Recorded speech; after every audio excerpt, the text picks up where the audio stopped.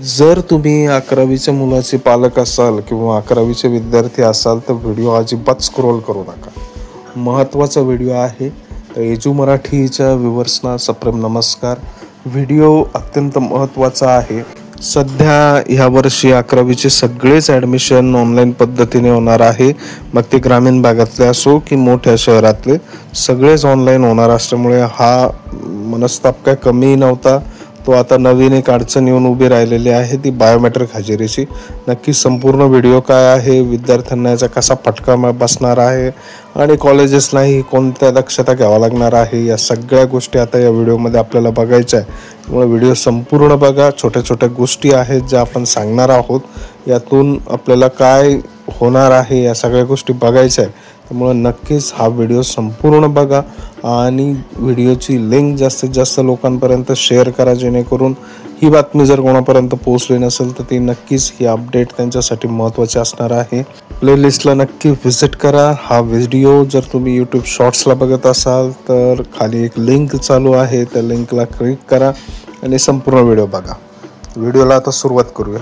यंदा आधीच ऑनलाईन प्रवेशामुळे विद्यार्थ्यांना अपेक्षित शाळा महाविद्यालयात प्रवेश मिळवण्याची चिंता असताना काहींना मात्र खेड्यात प्रवेश घ्यायचा आहे. पण आता 11वीत प्रवेशित विद्यार्थ्यांना बायोमेट्रिक हजेरी द्यावी लागणार आहे आणि त्यामुळेच मोठी अडचण होणार आहे. आपण सगळे जाणतो आजूबाजूला आपल्या काय चालू आहे, कशा पद्धतीचं वातावरण आहे. विद्यार्थी सरळ स्पेशली सायन्सचे विद्यार्थी 11वी-12वीला एखाद्या ग्रामीण भागामध्ये ॲडमिशन घेतात आणि मोठ्या शहरांमध्ये क्लासेसला जातात. ही वास्तव आपल्याला नाकारून चालणार नाही. त्यामुळे विद्यार्थ्यांची नियमित उपस्थिती वाढवणे, शिष्यवृत्तीसह इतर सवलतींच्या लाभामध्ये पारदर्शकता आणणे या उद्देशाने शिक्षण विभागाने हे मोठे पाऊल उचलले आहे. आधार बेस बायोमेट्रिक हजेरी प्रणाली सक्तीची केली आहे.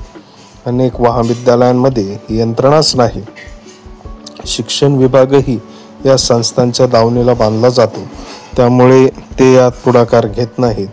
जोपर्यंत ही यंत्रणाच बसत नाही तोपर्यंत क्लासेस आणि महाविद्यालयांचे जे साठे लोटे आहेत, जसं तुम्हाला बोललो, यांचे टायअप आहेत, तर याच्यावर आळा बसणार नाही. यामध्ये पालकांची लूट होते आहे, कारण की इकडं कॉलेजला संपूर्ण फी भरायची आहे आणि मुलांना कॉलेजला जायचं नाही आहे, त्यांना क्लासला जायचं आहे.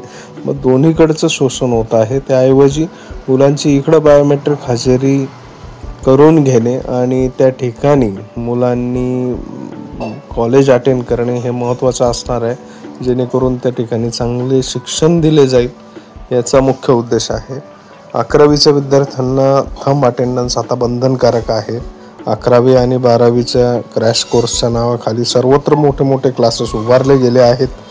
शाळा महाविद्यालयांना लाजवतील अशा इमारती व यंत्रणा क्लासेसमध्ये आहे.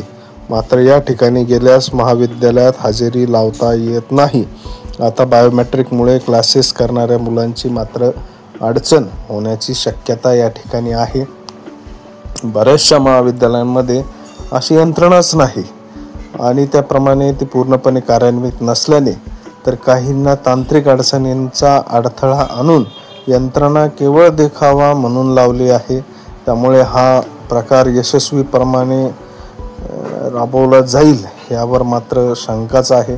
बऱ्याच ठिकाणी बायोमेट्रिकची व्यवस्था आहे असं दाखवलं जातं, परंतु आमच्याकडे विद्युत पुरवठाच होत नाही किंवा असे ग्रामीण भागामध्ये बरेचसे असे कारणं दिले जाते आणि यंत्रणा कशी बंद पडेल किंवा ही कशी सुरळीत होणार नाही याकडेच कॉलेजचे जास्तीत जास्त लक्ष असते.